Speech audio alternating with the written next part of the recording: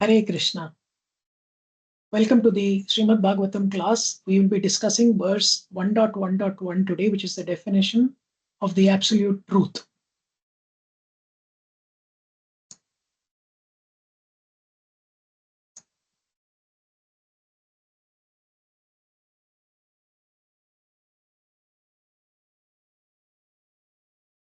Let us begin. Om Ajnana-timirandasya Jnananjana-shalakaya Chakshurunmilitam Yena Tasmai Shri Gurave Namaha. Namo Vishnupadaya Krishna-preshtaya Bhutale Śrīmate Bhakti-vedanta Swaminiti Namine Namaste Saraswate Deve Gauravani Pracharine Nirvishesha Shunyavadi Paschatya Deshatarine Jai Shri Krishna Chaitanya Prabhu Nityananda Shri Advaita Gadadhara Srivasadi Gaur Bhakta Vrinda Hare Krishna Krishna Krishna Hare Hare Hare Rama Rama Rama Hare Hare. Hare Krishna. So, welcome to the session once again on the first verse of the Śrīmad-Bhāgavatam, which defines the absolute truth. This verse is a very, very important verse and encapsulates a lot of meaning and, in fact, the truth about creation, maintenance, destruction, and the essence of the Supreme Personality of Godhead, Sri Krishna. Let us first begin by reciting the verse. Om Namo Bhagavate Vasudevaya Janmadasya Yato Anvayad Itarataschatheshva Bhigna svarāṭ Tene Brahmā Hridaya Adikavaye Muhyanti Yat Surya Tejo Vari Mridam Yatha Vinimayo Yatrat Trisargo Amrisha Dhamna Svena Sada Nirasta Kuhakam Satyam Param Dhimahi. The translation reads, O my Lord Sri Krishna, son of Vasudeva, all-pervading Supreme Personality of Godhead, I offer my respectful obeisances unto you. I meditate upon Lord Sri Krishna because he is the absolute truth and the primeval cause of all causes of the creation, sustenance, and destruction of the manifested universes. He is directly and indirectly conscious of all manifestations, and he is independent because there is no other cause beyond him. It is he only who first imparted the Vedic knowledge unto the heart of Brahmaji, the original living being. By him, even the great sages and demigods are placed into illusion. As one is bewildered by the illusory representations of water seen in fire or land seen on water, only because of him do the material universes, temporarily manifested by the reactions of the three modes of nature, appear factual, although they are unreal. I therefore meditate upon him, Lord Sri Krishna, who is eternally existent in the transcendental abode, which is forever free from the illusory representations of the material world. I meditate upon him, for he is the absolute truth. Hare Krishna.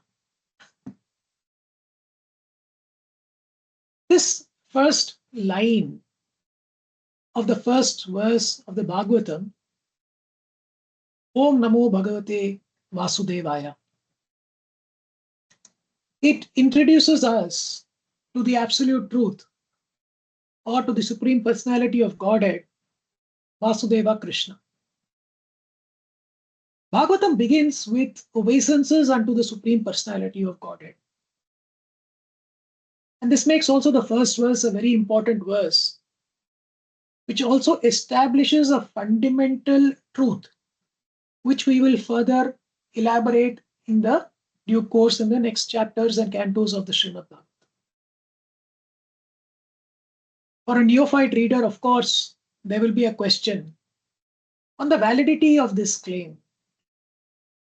And this is where reading authoritative scriptures and commentary, the likes of Srila Prabhupada's purports, is so important and helpful. In fact, Srila Prabhupada begins his purport by emphasizing that Lord Sri Krishna is the original and supreme personality of Godhead, as indicated by the name Vasudeva, which refers to him as the divine son of Vasudev and Devaki.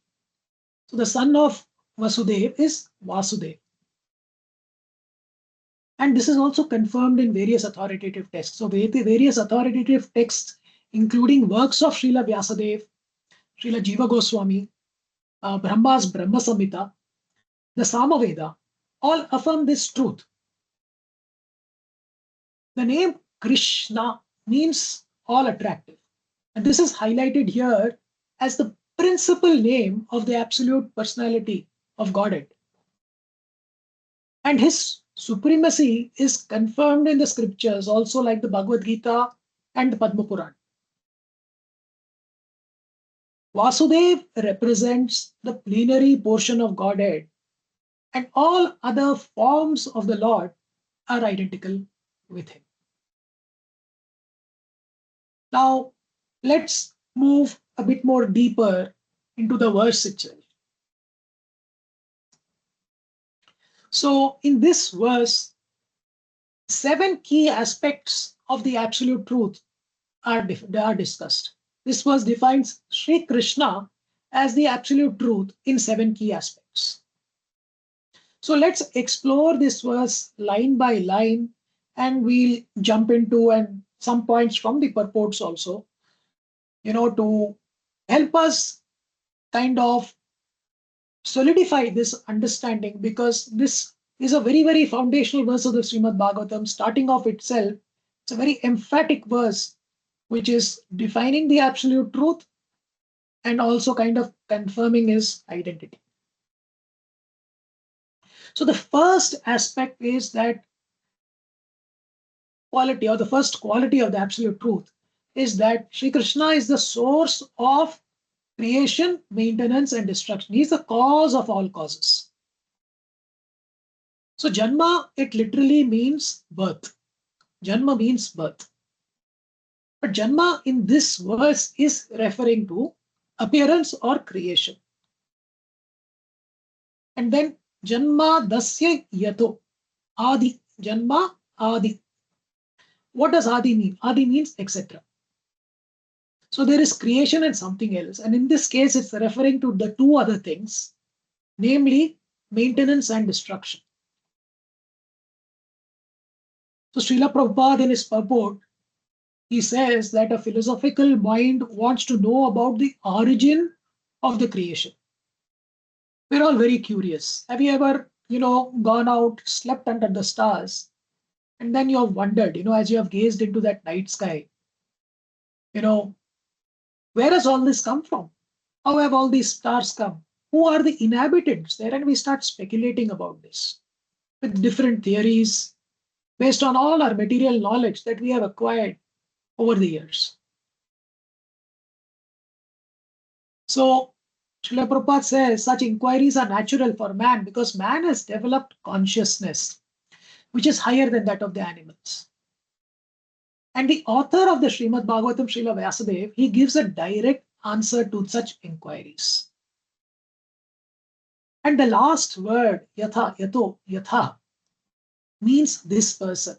So Janma dasya yatah refers to Vasudev Krishna, who's there in the first line, whom we are offering obeisances to, who is the cause of creation, maintenance, and destruction. So in these first 2 lines, it's established that Krishna is the cause of creation, maintenance, and destruction of what? That's the next question. And that is of the manifested universes, of all the manifested universes. This is the first characteristic that is discussed in this particular verse. The absolute truth, Krishna, is the primeval cause of creation, maintenance, destruction, not of one universe, but of millions of universes. So Prabhupada uses this analogy of a space satellite, which is controlled by a scientist. And he says that, scientists are somehow managing to, control these boxes of satellites of metal or whatever that are thrown into space for some period of time. Similarly, all the universes, the innumerable stars and planets are controlled by the intelligence of the Supreme Personality of Godhead Krishna since eternity. So that's the first aspect. Now let's move on to the second feature. So he is conscious of all purposes. He is the ultimate knower. Krishna is the ultimate knower. This is the second quality, which is his omniscience. So anvayad itaratascha artheshu abhigna. We'll discuss these 4 words. So he is fully aware of everything, directly and indirectly. That's the first aspect here. Anvayad means directly, and itaratascha means indirectly. And artheshu means the meaning or the purpose of everything. And abhigna is to be conscious. That is to understand things or to be knowledgeable, to be aware, to be cognizant. So anvayad itaratascha artheshu abhigna means he is conscious or cognizant or aware of the purpose of everything, either directly or indirectly. Such a person is called the absolute truth. He is Vasudeva Krishna. So in the purport, Srila Prabhupada uses an analogy of a chief engineer. He says the chief engineer of a complicated construction does not personally take part in the construction, but he knows every nook and corner because everything is done under his direction. He knows everything about the construction. Similarly, the personality of Godhead is kind of compared to the supreme engineer of this cosmic creation. And he knows every nook and corner of the universe, although affairs are being carried out by the demigods. We as individual jivas who are kind of, imprisoned in this material body might not know also what is on the backside of our body. There might be a mole, there might be a birthmark. We are not aware. Somebody else needs to tell us. But the person who has created us, he knows everything about us. So this is the second aspect or the second feature, that Krishna is the ultimate knower, both directly or indirectly. Now let's move on to the third aspect. So this is just one word, svarāṭ, we'll discuss, but this emphasizes that Krishna is independent. He is the independent controller. This word signifies the independence of the Lord. He is svarāṭ. This is the third feature. He is completely independent. He is totally independent. And he is not dependent on anyone. Everyone else in this cosmic manifestation, everyone else except Sri Krishna and everything else is absolutely dependent on Krishna. But he is not dependent on anyone. Srila Prabhupada says, conditioned souls beginning from Brahmā, who engineers this universe, down to the insignificant ant, are all creating, but none of them is independent of the Supreme Lord. So under the influence of Maya, we all end up thinking that we are the creators. Oh, I created this. I made this presentation. And I might get puffed up because of that. But our senses are imperfect and we can't perceive beyond the purview of these senses. A question needs to be asked is, can matter automatically take its own shape without the aid of a superior intelligence?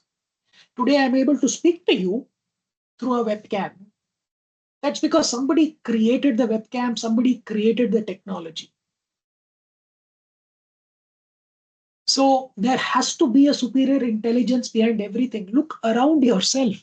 Just look around you. And whatever you see has been created by somebody or something, including the nature that you see, because that also begs the question, who has created that nature that you see around you, which is extremely complex. So the reality is that we are living in a world where all the materials are supplied by the Lord Sri Krishna. And Krishna can be compared to a mine of gold.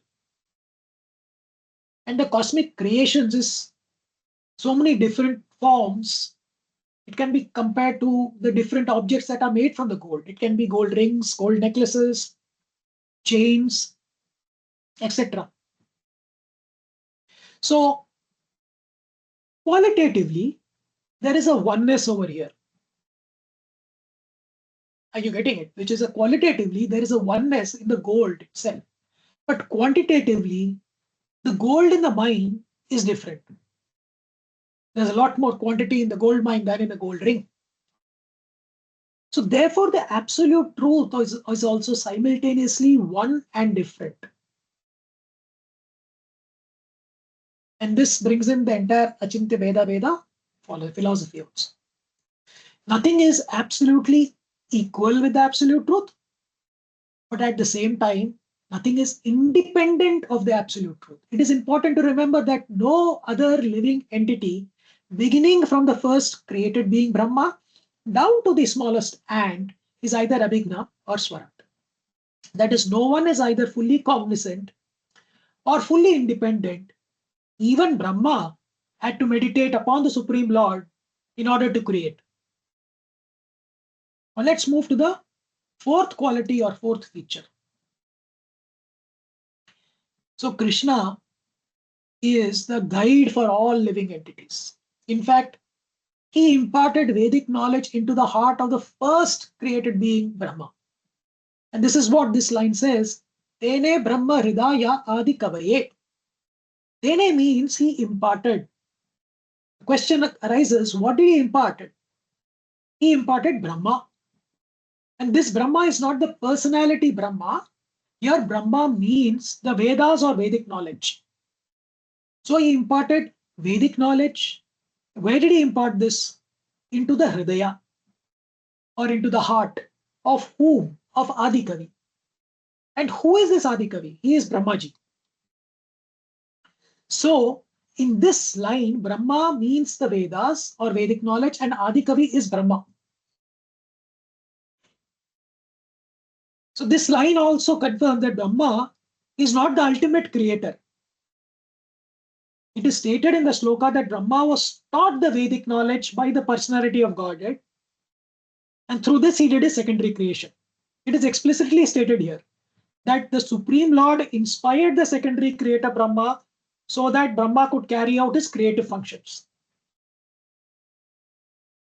So the supreme intelligence behind all creations is the absolute Godhead, Sri Krishna.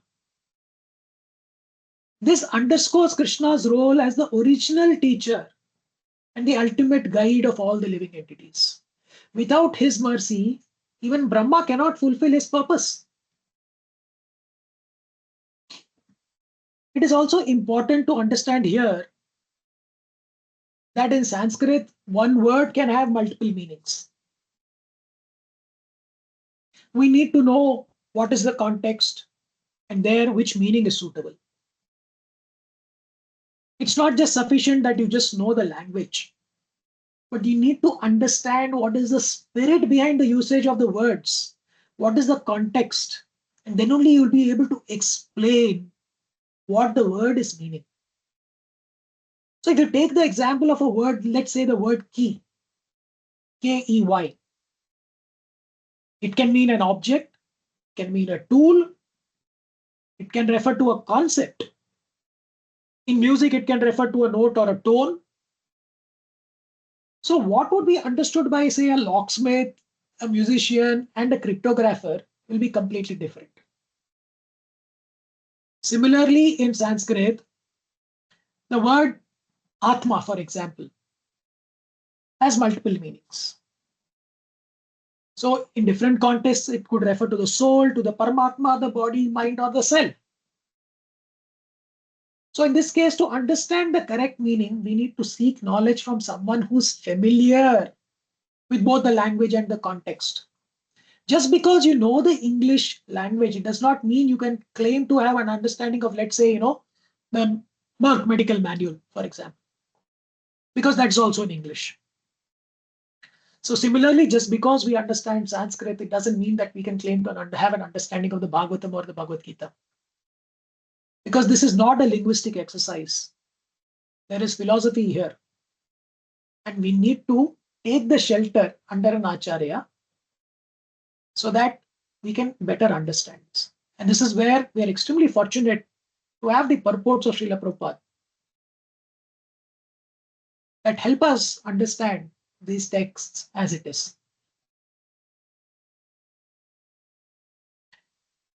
The fifth aspect is that Krishna is the bewilderer of even the greatest scholars.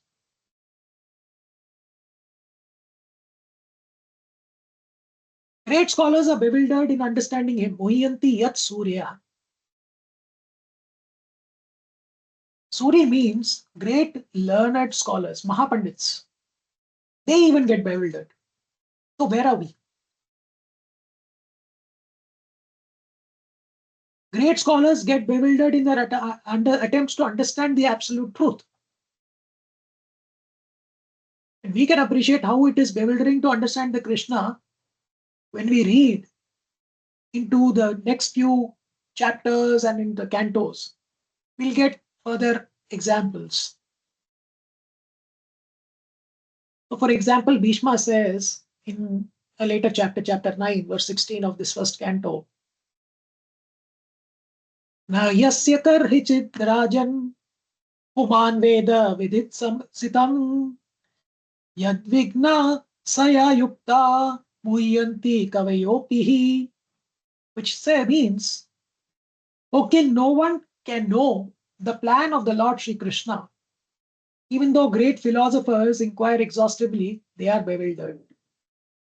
Similarly, Uddhava also says in the third canto, the fourth chapter, 16th verse, he says, My Lord, even the learned sages become disturbed in their intelligence when they see that your greatness engages in fruitive work, although you are free from all desire, that you take birth, although you are unborn, that you flee out of fear of the enemy and take shelter in a fort, although you are the controller of invincible time, and that you enjoy householder life surrounded by many women, although you enjoy in yourself.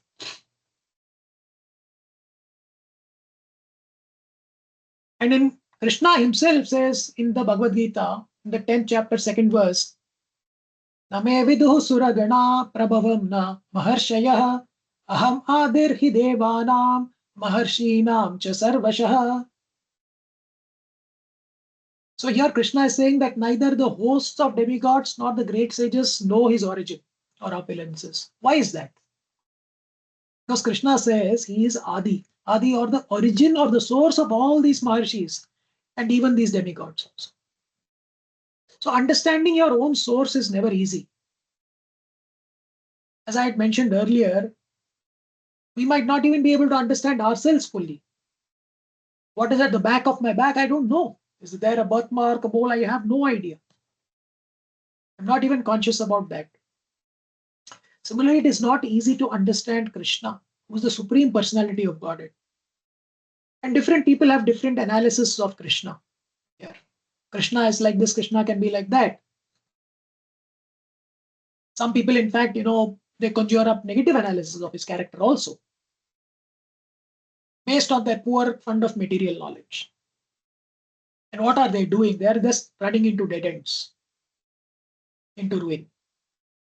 And those who are doing a positive analysis of Krishna also, trying to appreciate his activities, leelas, and various attributes, are they able to do a complete analysis? The answer is no. It's still very superficial and very basic understanding of what Krishna is, who Krishna is.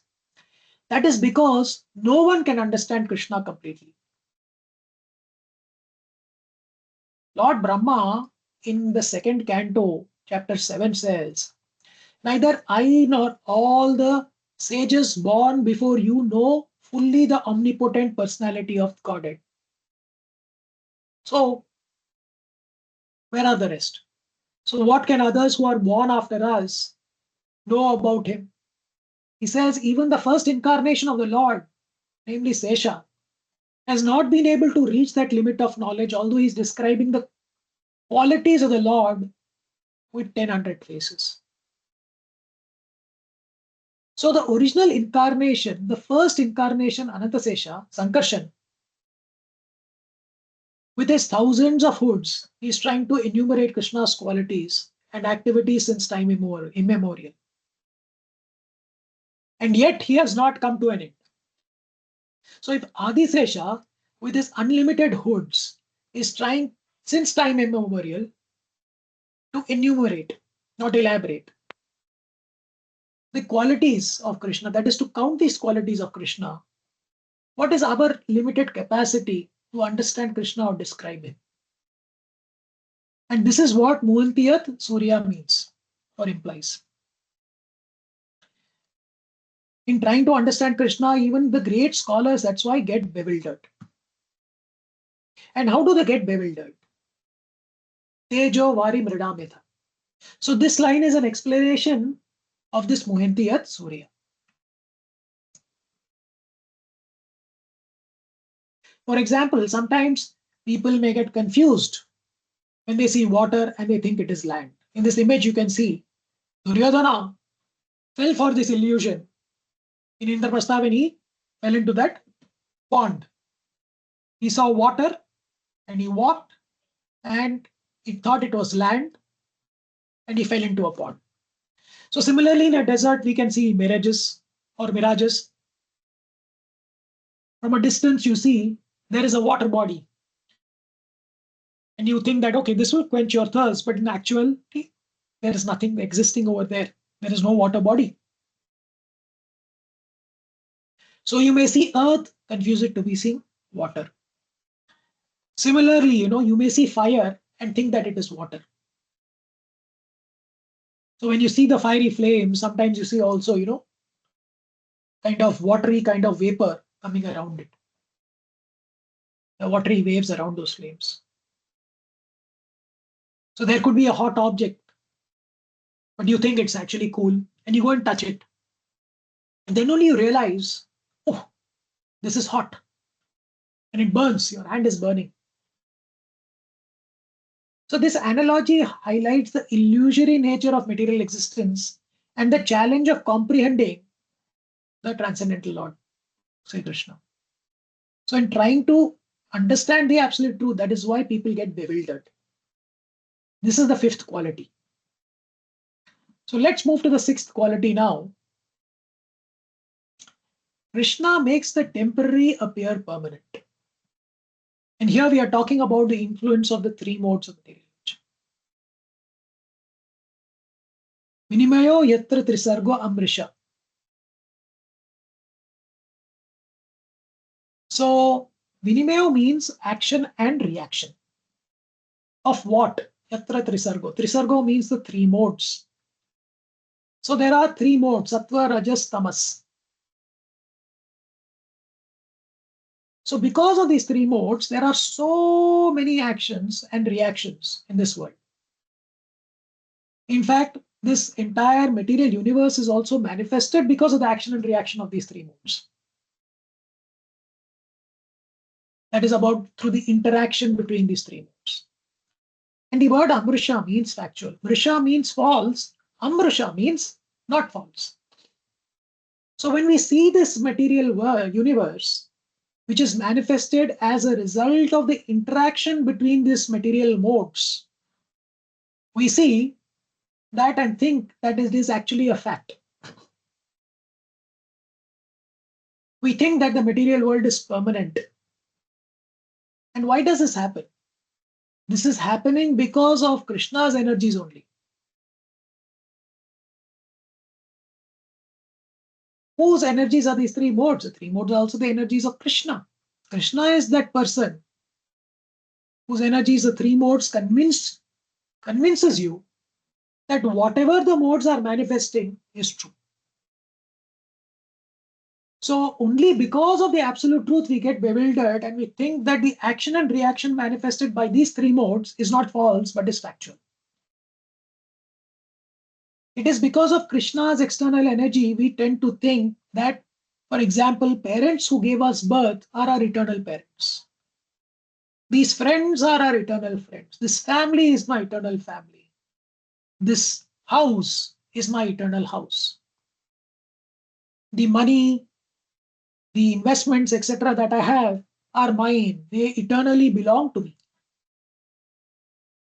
But the harsh reality is that when we give up this body and when we leave, we don't take anything with us. But when we are there, entrapped in this material energy, there is a lot of possessiveness.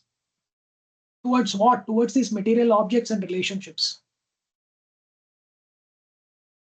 So why is the thought that these material relationships and objects become substantial or valuable to us is coming into our minds? Why do we consider something which is temporary and so insubstantial as substantial and as permanent? Again, this is because of his energies. As you see in the picture, the three modes are playing with us like puppets. So whatever is being manifested by the action and reaction of these three modes is insubstantial, is temporary in one sense, it is false.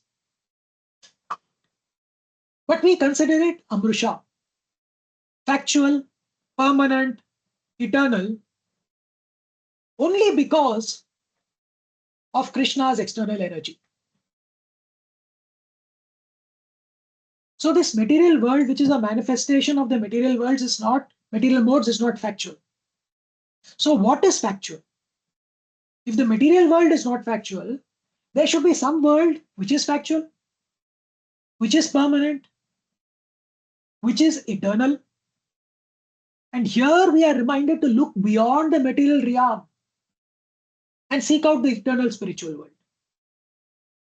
So that then brings us to the seventh aspect or the seventh feature, that he has an eternal abode, a transcendental abode, and Krishna is the eternal resident of a transcendental abode, that is Goloka Vrindavan. And his transcendental abode is free from all illusion. Dhamna svena sada nirasta kuhakam. Unlike this material world, which is temporary and deceptive, the spiritual world is full of eternal truth and bliss. Dhamna svena means Krishna's own abode, which is untouched by the influence of Maya. That is the spiritual world, Vrindavan Dham, Golok Dham, Vaikunt Dham, Vaikuntha Loka. That is eternal. Sada nirasta kuhakam. Sada means Krishna is always staying there eternally. And nirasta kuhakam. Kuhakam is illusion and nirasta means absence. So this kind of material illusion is absent in his Dham, eternal abode. In Vrindavan Dham, in Goloka Vrindavan, there is no material illusion. So this one verse talks about the material world, the spiritual world, and the various features of the absolute truth. Krishna, or the absolute truth, the supreme personality of Godhead, eternally exists in this transcendental abode, which is forever free from illusion. That brings us to the final line, which says that I meditate upon him, for he is the absolute truth. Satyam Param Dhimahi. So that brings us to an end of this explanation of the first verse of the first canto, the first chapter of Śrīmad-Bhāgavatam. So what lessons can we draw from this verse? The first thing, of course, is that Krishna is the ultimate cause and controller. Number two, let's surrender to his will. And number three, let's develop detachment from this temporary material world and focus on eternal spiritual reality. So to conclude, the 7 features we discussed are: he is the cause of all causes, he is the ultimate knower, he is the independent controller, he is the guide of all living entities, he is the bewilderer of even the greatest scholars, he is an eternal resident of a transcendental abode.